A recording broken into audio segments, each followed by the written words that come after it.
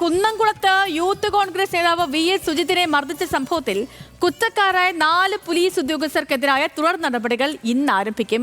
ഈ സംഭവവുമായി ബന്ധപ്പെട്ടുള്ള മുഴുവൻ ഫയലുകളും ഹാജരാക്കാൻ ഉത്തരമേഖല IG രാജ്പാൽ മീണ തൃശൂർ റേഞ്ച് DIGയോട് ആവശ്യപ്പെട്ടിട്ടുണ്ട്. നോട്ടീസ് നൽകി ഉദ്യോഗസ്ഥരുടെ വിശദീകരണം കൂടി കേട്ട ശേഷമാകും അന്തിമ തീരുമാനമെടുക്കുക. അപ്പോൾ കൂടുതൽ വിവരങ്ങളുമായി PR പ്രവീണയാണ് തിരുവനന്തപുരത്ത് നമുക്കൊപ്പം ചേർന്നത്.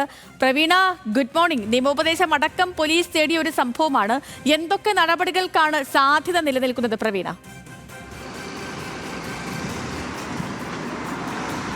സേനയിൽ നിന്ന് പുറത്താക്കുക എന്നുള്ളതാണ് സുജിത്തിൻ്റെയും അതുപോലെ തന്നെ പ്രതിപക്ഷത്തിൻ്റെയും ഒക്കെ നിലപാട്. സ്വാഭാവികമായും ഇത്ര വലിയൊരു കുറ്റം, അതും തെളിവുകൾ സഹിതം പുറത്തു വന്ന സ്ഥിതിക്ക് പോലീസിന് ഇനി ഇതിൽ നിന്ന് കൈകഴുകി മാറി നിൽക്കാനാകില്ല. സ്വാഭാവികമായും നടപടികളിലേക്ക് കടക്കേണ്ടി വരും.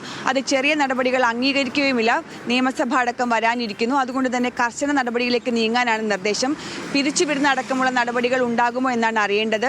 എന്തായാലും ഇത്തരം സംഭവങ്ങൾ ആവർത്തിക്കുന്നതിനിടയിൽ രവാഡ ചന്ദ്രശേഖർ DGP ഉന്നത ഉദ്യോഗസ്ഥരുടെ യോഗം വിളിക്കാനും തീരുമാനിച്ചിട്ടുണ്ട്.